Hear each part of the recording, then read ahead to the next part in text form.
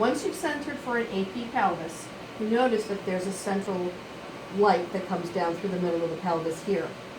When we're going to do an inlet and outlet, we need to take into consideration we have another dimension. Here is our third dimension, the thickness of the anatomy.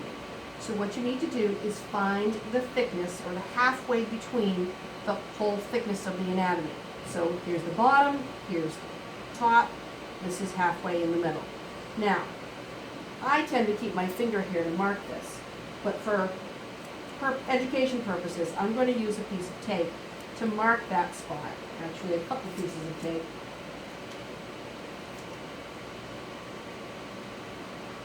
For the visual effect of being able to see where the middle of the pelvis is. So we have the middle of the pelvis inferior superior and the middle of the pelvis anterior posterior.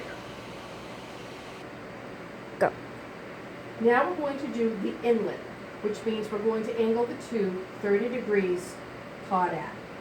I need to keep my central ray at the middle of the patient right here. First thing I do is decrease my distance down to 36 inches. Then what I do is I angle the tube to 30 degrees, and then I move the tube up, turn the light on, so I can center directly to the IR.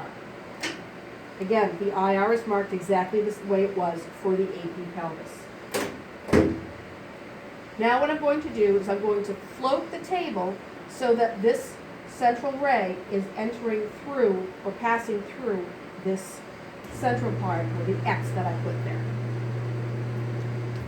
Went too far.